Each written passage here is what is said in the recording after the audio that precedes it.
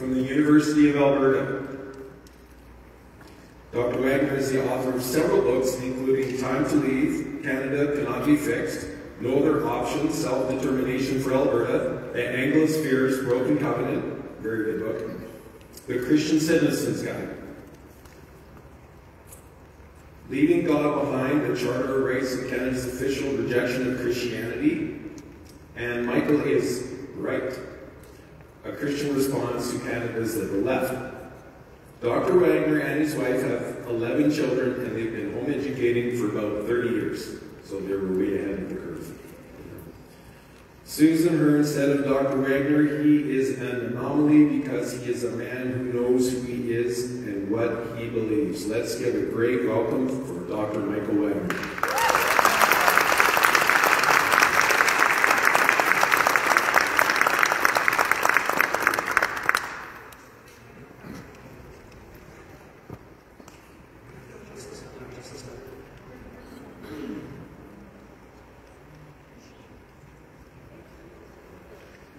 Good afternoon. Thank you for coming. I just have to adjust this a bit with my old man eyes. I can't see the way that I used to.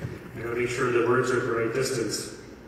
So, this afternoon I'm going to be speaking about Christian influence in 20th century Alberta. You might wonder what's the big deal about Christian influence in Alberta in the 20th century. Well, the relevance will become apparent as I talk, but I want to start out explaining the relevance actually with a recent news article. Back in July, Pierre Poilievre, the leader of the Conservative Party of Canada, visited some evangelical churches.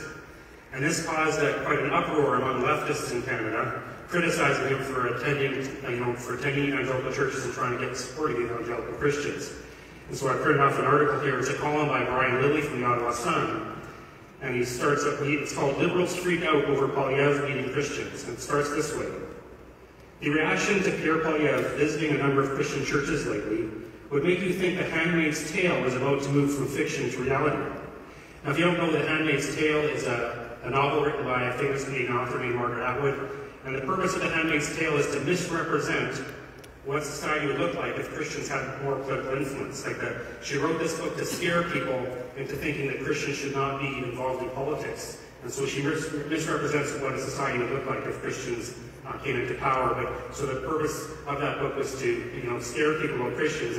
And Brian Lilly is saying that you think that was about to happen, that this society was about to happen in Canada just because Pierre Poilievre was visiting evangelical churches. So because of Pierre Poilievre visiting those churches, there were leftists who were tweeting that Poilievre was trying to bring religion into politics in Canada. And one liberal commentator wrote, "The far-right evangelical Christian movement is a scourge on our politics. They're a dangerous lot, yet these are the sort of groups Poilievre seeks out." Now, Brian Lilly had a very good commentary on this, because he pointed out the hypocrisy of these liberals. Brian Lilly wrote, "None of these liberals complain when Poilievre visits mosques, synagogues, gurdwaras, or temples, just evangelical churches. So these leftists, they're not concerned about mixing religion and politics.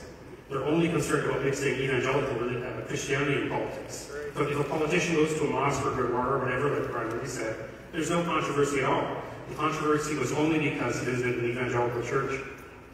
Now that makes what I'm about to say relevant, because in Alberta, in the past, having evangelical Christians involved in politics was the norm. For Christians not to be involved today is different from Alberta's past. Like I'm going to talk about the mid-20th century in particular, and there's two people who stand out, two premiers, Bible Bill Aberhart, followed by Ernest Manning. Both of them were prominent evangelical leaders. Both of them were radio preachers at the same time as they were premiers of Alberta. So it was not controversial at all back in the 20th century for Alberta premiers to be evangelical Christians and to be openly so and speak about it openly. So I'll begin with William Aberhart because he's first chronologically. So William Aberhart was born in 1878 in Perth County, Ontario. During his high school years, he had a conversion experience and became an evangelical Christian.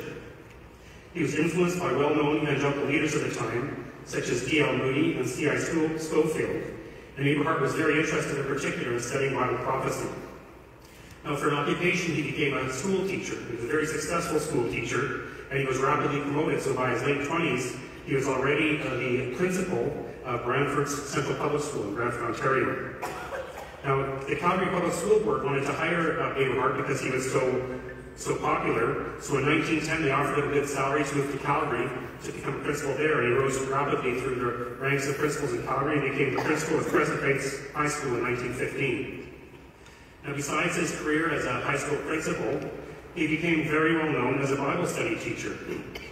In 1918, he started teaching Bible studies at Westbourne Baptist Church in Calgary, which at the time was a very small church, but it grew very rapidly because of the popularity of Aberhart's teaching. Wherever Aberhart taught Bible studies, large numbers of people would attend. Many people would attend, especially because of his teaching on Bible prophecy. Now, by 1925, his Bible study was so popular that he was filling the Palace Theatre in Calgary each Sunday with an audience of 2,500 people. 2,500 people on Sunday afternoons would come here to teach. You have to remember, back in those days, the population of Calgary was about 80,000. So it's less than 10%, like back then it was less than 10% than it is now, and yet he was having 2,500 people come on Sundays for his Bible study. Because he was so popular, he was encouraged to go on the radio with his Bible study teaching. Back then, of course, radio was a relatively new technology. So in November 1925, he began broadcasting over radio station CFCN in Calgary, which was the most powerful radio station in Western Canada at that time. And his radio program was an instant hit. Before long, there'd be families all over Alberta gathering on Sunday afternoon around their radio program to listen to his 2-hour radio preaching. So it was a two-hour radio program, and within a very short period of time, he had a radio audience of 350,000 people. Now that's significant because the population of Alberta was about 700,000. So his radio program reached a little bit into Saskatchewan and into BC. So the 350,000 were all in Alberta, but still, his radio audience was pretty close to half of the population of Alberta. Now, like I mentioned, radio was the new technology at that time, so this is very significant.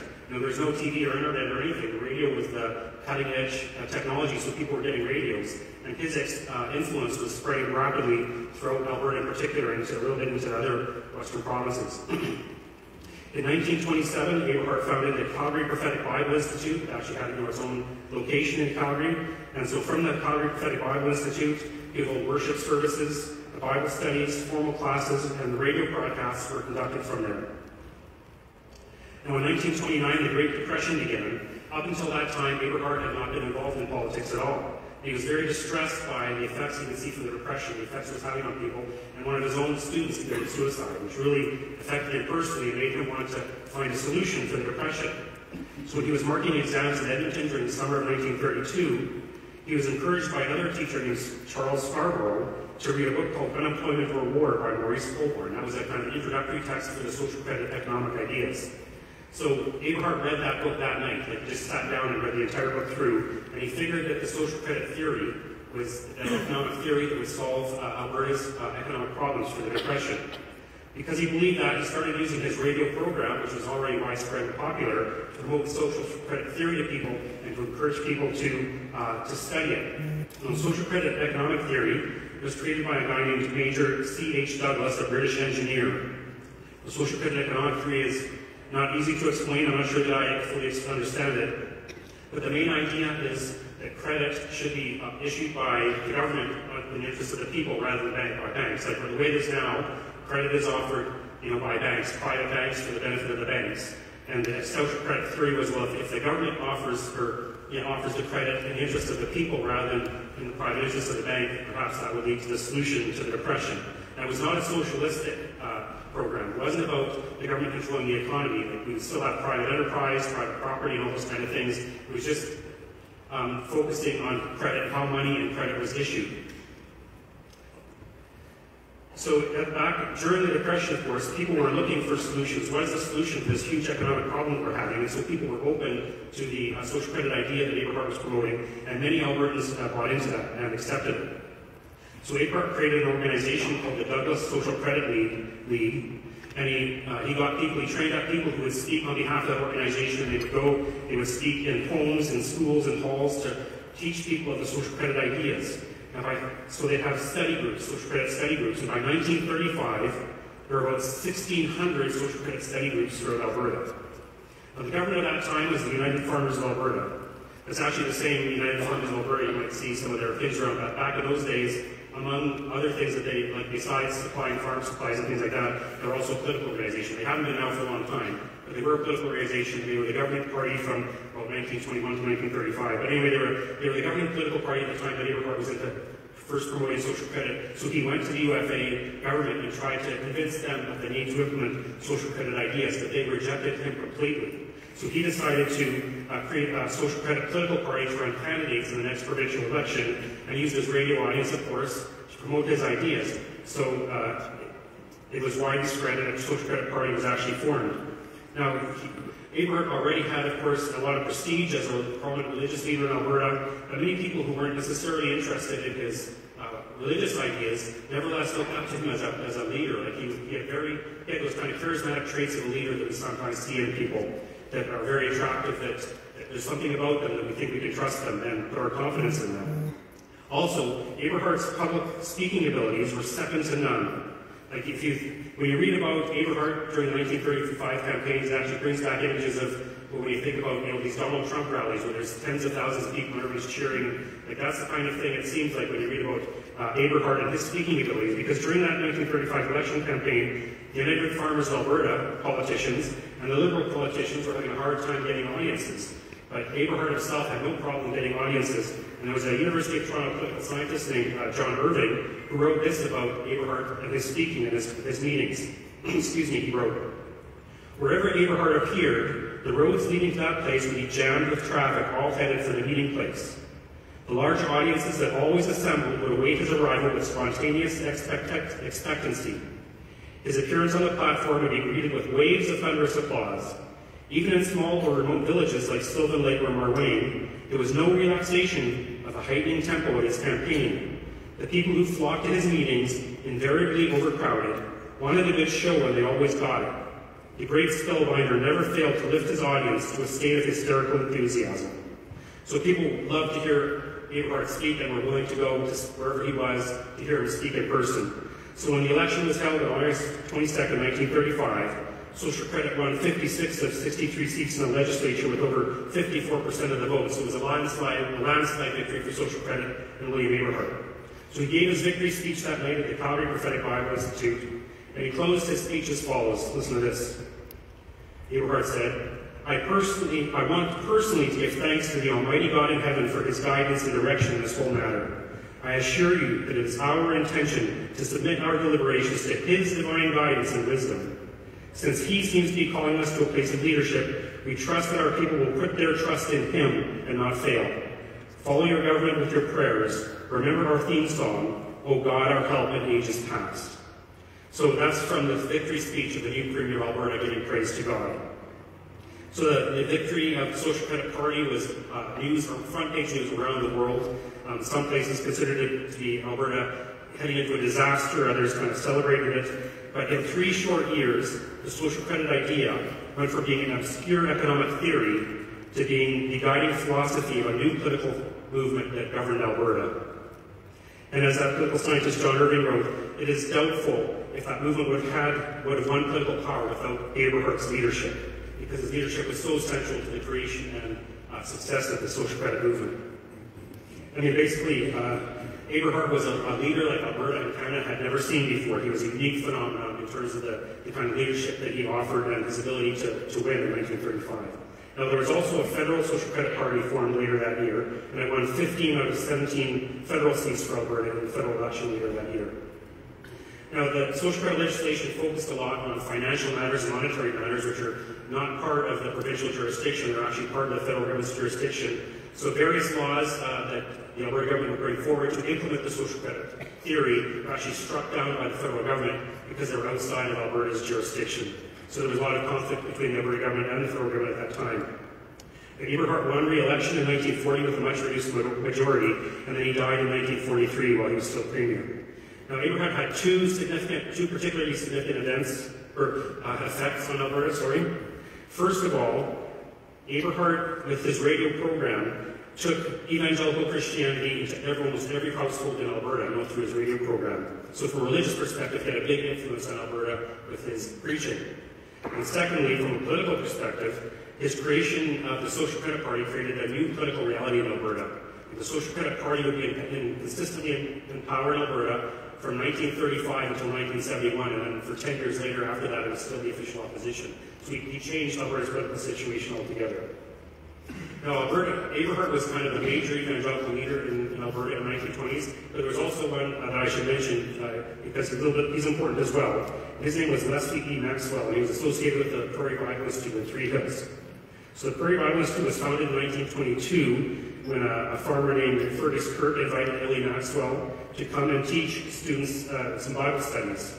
This proved to be very popular, and so Prairie Bible Institute soon became the biggest Bible college in Canada.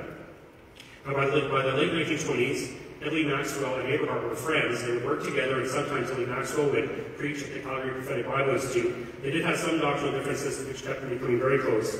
But when the Social Credit Party was founded, Ellie Maxwell and Aberhart had a big break. Ellie Maxwell did not believe in social credit theory. He thought it was wrong to use like a religious radio program to promote political ideas. So the friendship between Maxwell and Aberhart was over. Most evangelical Christians in Alberta supported Aberhart in that, and so Prairie Bible Institute at that time lost about 2/3 of their support. However, Prairie Bible Institute would bounce back a few years later because in 1938 they brought an evangelist for Moody Bible Institute named Oscar Lowry to Alberta to preach over the CFCM radio in the Prairie Bible Institute's radio broadcast. So this Oscar Lowry, his preaching was very popular, and within a few weeks there were thousands of letters coming in and thousands of dollars in donations, and apparently over 1,000 recorded conversions.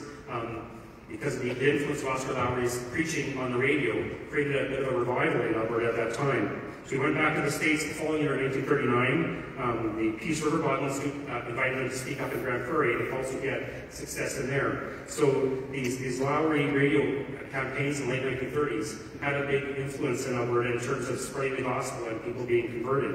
So Ellie Maxwell himself described the results of Lowry's campaigns as a kind of a genuine religious awakening in Alberta. For instance, the Evangelical Free Church in 1938 had only one church in Alberta, and 8 years later had over a dozen churches with pastors who had been trained at the Prairie Bible Institute. So there was religious growth as a result of that. So Ellie Maxwell as well as Aberhart together, their work changed the religious tenor of Alberta during the 1920s into the 30s. Now, the rift between the Social Credit Party and Prairie Bible Institute actually was healed when, after Aberhart died, Ernest Manning became the premier, and they patched up their differences. So, Ernest Manning, he was the one who followed Aberhart. He was originally born in Saskatchewan in 1908. And in 1925, he became an evangelical Christian who was converted to Christianity by listening to William Aberhart's radio program while he was in Saskatchewan. So Ernest Manning was so taken by Aberhart that when Aberhart opened the Calgary Prophetic Bible Institute in 1927, Ernest Manning moved from Saskatchewan to Calgary to be a student there. He was actually the first graduate of that college. He was very successful in all his work, so Aberhart saw Manning's potential and took him under his wing. So he became Aberhart was Manning's mentor, and Manning was Aberhart's closest assistant. So they worked very closely together in the ministry, and then when Aberhart was elected in 1935, Ernest Manning also ran in that election, and he was made a cabinet minister after the election. So Manning, at 27 years old, was the youngest cabinet minister in the British parliamentary family since 1782. So he was the youngest cabinet minister in over 100 years. So when Aberhart died in 1943, the Social Credit Cabinet, or the Social Credit Caucus, selected Manning to be the new premier for Alberta. So Manning became Alberta's premier in 1943. So of course, during Aberhart's time as premier, he had maintained his radio program. He had a weekly radio program. He had that before he was premier. While he was premier, he did not stop his ministry to continue preaching on the radio. So Alberta's premier, he was a premier and a radio preacher at the same time throughout that whole period. So when Manning became premier, he did the same thing. He took over the Alberta government as premier. He also took over Aberhart's religious ministry, and he became the radio preacher weekly on the Canada's National Bible Hour, which is the name of the program. Not only did he take it over, but he actually extended it. But here, this is something really significant to think about. You've got Alberta, he's the premier of the province, and he's also the major radio evangelist for the province at the same time, like throughout that whole period of time. He didn't give up the radio ministry to be premier or one or the other, he was doing them both at the same time. So in the early years of his premiership, Manning, of course, was in Edmonton. He'd be in the legislature, and on a Saturday afternoon, a car would pull up to the legislature, and he'd get in the car, they'd drive into Calgary. On Sunday, he'd do his radio program from the Calgary Prophetic Bible Institute, and then he'd drive back to Edmonton, and on Monday morning, he'd be premier again here in Edmonton. That's how it was the first few years. Of course, eventually, he had to move the ministry up to Edmonton because he didn't have time to travel so much. But anyway, Manning not only took over the radio ministry, but he actually began to extend it. During the late 40s into the early 50s, he extended the radio program into BC and Saskatchewan, Manitoba, Ontario, and even to Nova Scotia, so it was right across Canada. By 1951, the program was being heard on 14 stations across Canada and claimed an audience of 1 million people. An audience of 1 million. Now, Canada's population at that time was about 14 million. So many Canadians knew of Alberta's premier through radio evangelism. So for Manning, not only being premier was important, but it was also important to maintain evangelism. And Manning's biographer wrote this: his mission of leading people toward a personal relationship with God and turning Canada into a nation of Christian citizens would continue throughout Manning's premiership and for many years thereafter. So even after he resigned as premier, he kept preaching on the radio, but he was premier for 25 years. Now his prominence as a leader, a religious leader within Canada, he used that influence to talk to a number of other premiers and the Prime Minister of the time in the 1960s, so that those premiers and the Prime Minister signed a letter inviting Billy Graham to Canada to give his first crusade in Canada. So, of course, Alberta, oil was discovered at Leduc in 1947, and that made Alberta more prosperous than it had been before, and that doubly helped Manning's government because of increased prosperity, it would increase the popularity of his government. But he was known for managing the government in an efficient, honest manner. He was a builder, and he built the province well. He resigned as premier in 1968, and at the time he resigned, this is how his biographer described the time as when he resigned. He said, at the time Manning resigned, it was noted that he still believed in keeping the Christian Sabbath as a day of rest, despite public opinion to the contrary. He alienated young urban voters by refusing to let theaters show movies on Sundays, and he absented himself from the legislature when the House approved a measure permitting professional sports to be played on Sundays. But despite, the fact that some of the people didn't like some of his religious aspects, he nevertheless had a very strong mystique. Like, he was very popular in Alberta, even among people who didn't share his religious beliefs. There was just something about Manning's presence that, exuded confidence, and people believed in him. And as I mentioned, he was premier for 25 years. He never lost an election. Every time he ran as premier, he would win a majority government, often with lopsided majorities. So after he resigned as premier, surprisingly, he was appointed to the Senate in 1970 by Prime Minister Trudeau. That's, of course, very surprising because Manning was very conservative and Trudeau was very not conservative. But nobody knows for sure why he appointed Manning to the Senate. But it's believed that, there were backrooms discussions back around 1970 between the social credit people and liberal people who were trying to work together to create alliance against the Progressive Conservative Party. So it's believed that Trudeau appointed Manning as a kind of an offering to the social credit people to try and bring them on board with the Liberals. It didn't work, but Manning then was in the Senate until 1983, so he was a senator for 13 years. And during that whole time as a senator, he was always still doing his weekly radio program. He continued preaching on that radio program until 1989. So when he died in 1996, no one questioned his honesty or integrity. Manning had maintained his popularity throughout Alberta. And as I mentioned, he always won re-election, often with lopsided majorities. Now, the Manning name was so well entrenched in Alberta that when Preston Manning in the late 1980s began to create the Reform Party, he had an automatic basis of support of people who respected the Manning name and were willing to support Preston Manning because of his dad. Now, Manning's economic legacy lives on with us today. Ernest Manning was one of the two key people in the initial development of Alberta's oil sands, the other person being Howard Pugh, the president of Sun Oil. So, they began to try and economically develop the oil sands by the 1920s, but they weren't able to develop the technology that would make it viable. So many people gave up on the oil sands and thought it was a hopeless case. But Ernest Manning saw the potential of the oil sands. He was constantly looking for an investor who would take another chance and try and develop them. And he found Howard Pugh, president of Sun Oil, who was willing to take a chance on that. And in fact, in 1962, Howard Pugh committed $250 million to the creation of Great Canadian Oil Sands because he too saw the potential for the oil sands, and Howard Pugh was very concerned about about developing North American energy security. That was kind of his motivation for doing that. Now, what's very interesting is both of these men, Ernest Manning and Howard Pugh, were evangelical Christians. Manning, of course, was known as being a radio preacher across Canada. He was also known to some degree in the United States because Manning did some preaching for Billy Graham and wrote for some of Billy Graham's periodicals. Howard Pugh was also known that he was a wealthy oil man. He gave lots of money to Christian causes, and for a while he was known as God's bankroller because he gave so much to evangelical causes. So these two evangelical Christians working together for the development of Alberta's oil sands. The Great Canadian Oil Sands plant began construction in 1964. Now, they were still negotiating all the terms of the agreement between the government and the Sun Oil Company. And, of course, there were some differences between Manning and Howard Pugh on that because Manning wanted Alberta to benefit the most from the oil sands, and Howard Pugh, as president of the oil company, wanted his oil company to benefit the most. So there was some tension there. And the way the tension was worked out was they had a common friend who would be the mediator between them. And that common friend was evangelist Billy Graham. So Billy Graham became a mediator between Ernest Manning, the Premier of Alberta, and Howard Pugh, the president of Sun Oil, to get them to smooth out their differences for the purpose of developing Alberta's oil sands.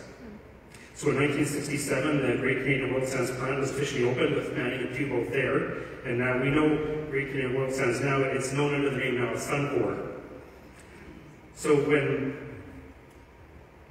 it's very important to think that the oil sands, we benefit from that today, and it's still being developed today, but Ernest Manning was very key to the introduction of the development of the oil sands, so we're still reaping the benefits from the work that he did in those days. So he resigned in 1968, and he was replaced by a guy named Harry Strong, who was also an evangelical Christian. Now, Harry Strong was only the premier from 1968 to 1971, because in 1971 there was an election, and Peter Lougheed beat Harry Strong. But when Harry Strong became premier, one of the first trips he took was to Washington, D.C., because Ernest Manning was the keynote speaker for Richard Nixon's presidential prayer breakfast in that year, and Billy Graham and Howard Pugh were also at that prayer breakfast. Now, it's important to remember, when Manning resigned, there was going to be a leadership contest among members of Social Credit to see who would become the leader of the Social Credit Party. And I just want to read a quote here from Harry Strong won that leadership. I just want to read a brief quote from his leadership brochure, to promote himself, how he was promoting himself to members of the party. It said this: Harry Strong is an active Christian layman who believes that Christian principles are relevant and applicable to politics and public affairs. He has held executive and teaching positions within the Evangelical Free Church, and has long participated in the work of other Christian organizations and service groups. Now, the reason I want to read that is because here, this will be 1968, still in the late 1960s, politicians are putting themselves forth as evangelical Christians as a positive thing, as why you would want to support them.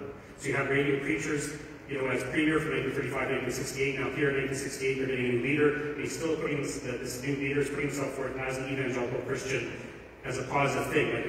This was not an unusual thing. Alberta looked towards evangelical Christians for leadership in politics for many, many years. This was the norm.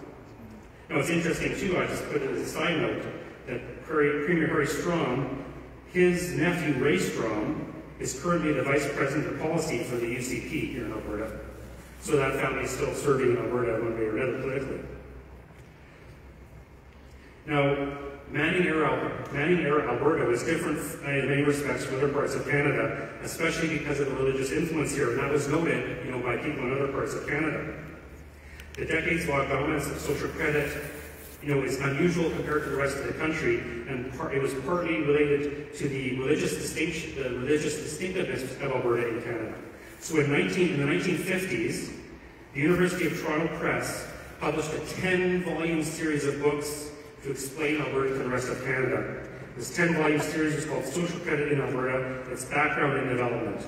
The University of Toronto Press saw Alberta as being so different from the rest of the country that they needed 10 volumes to explain Alberta to the rest of the country. One of those 10 volumes was written by a sociologist named William Mann, and it was about Alberta's religious distinctiveness, because Alberta was so different from the rest of the country.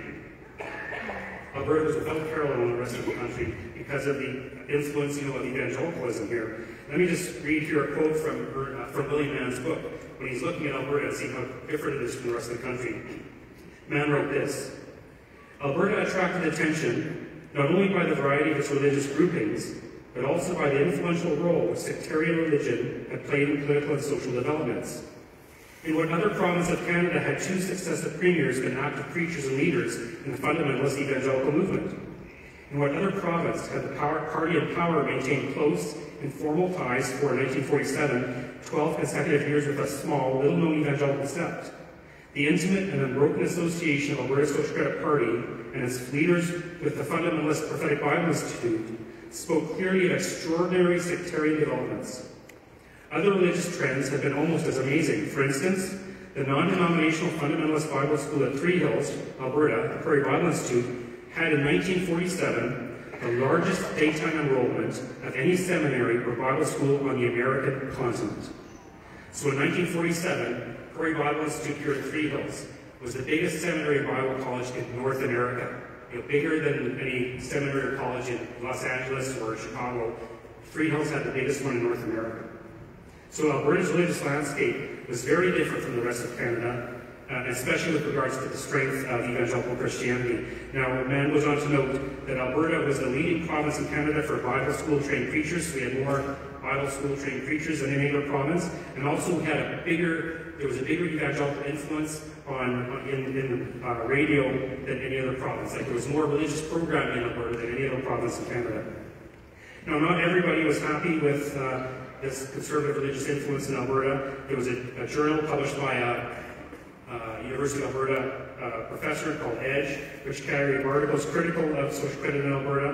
One 1964 article was critical of social credit government, saying that the Alberta social credit government was basically a theocracy. The person in the article said, "To speak of politics in Alberta is almost a misnomer. There is little serious opposition to the social creditors, who, for all their loyalist oppositions to tax, are entrenched in a monolithic system of theocracy." And he goes on to write, "The differences between Alberta today and the countless theocracies of early American history are not easily discerned." And he goes on from there to, go on and on about how bad life is in Alberta because of Christians in politics. But, and some of his criticism is very extreme, but I just wanted to show that, this is how some people viewed Alberta at the time. Some people viewed Alberta as kind of like a mini theocracy within Canada. Now, not only was there evangelical Christian influence on Alberta in the provincial politics, but also in the federal politics. Now, I want to talk about a man named Robert Thompson, who was actually the member of Parliament here from Red Deer. He was leader of the Federal Social Credit Party in the 1960s. So he was the leader of the Federal Social Credit Party from 1961 to 1967, and it wasn't a major party in Canada, but it did have seats in Parliament. So in the 1962 federal election, it elected 30 MPs. In the 1963 election, it elected 24 MPs. In the 1965 election, it only elected 5 MPs, but that's because there was actually a split between the English-speaking wing and the Quebec wing of the party, so most of the MPs have actually been in the Quebec wing. But Robert Thompson grew up in rural central Alberta. His dad was a avid William Aberhart fan, and Robert Thompson became a fan of Aberhart as well. So Thompson met Aberhart, and Aberhart was very impressed by Thompson, so he started bringing him to his classes. So Aberhart would be instructing Thompson in political and social matters. So basically, William Aberhart became Robert Thompson's political mentor. He was very involved in the Social Credit Party, but then, of course, in 1940, the war started, or 1939, the war started. In 1940, Robert Thompson joined the Canadian Army. To make a long story short, he was sent to Ethiopia in Africa, where he served there. And then when the war ended, he joined the Ethiopian Civil Service and got to know the country's emperor, Haile Selassie. And in 1951, he left the Ethiopian Civil Service and worked as a missionary for Sudan Interior Mission. And he returned to Alberta in 1958 and started giving talks on African political matters, because of his first personal experience there.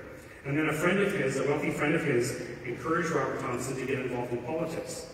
And that friend of his advocated to Thompson about a particular interpretation of Psalm 33:12.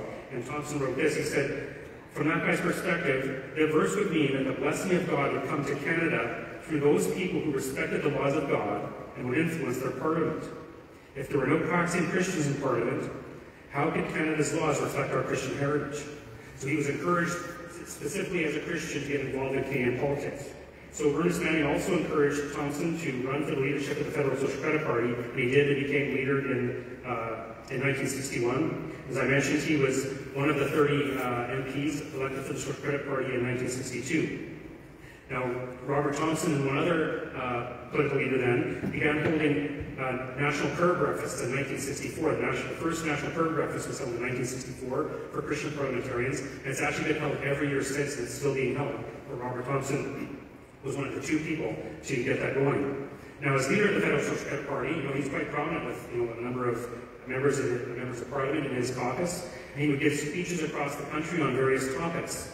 And he became recognized for speaking on small C conservative topics as well as social credit topics. Now, a number of his talks were compiled together in a book called Common Sense for Canadians. This is a copy of the book, and it sold 40,000 copies.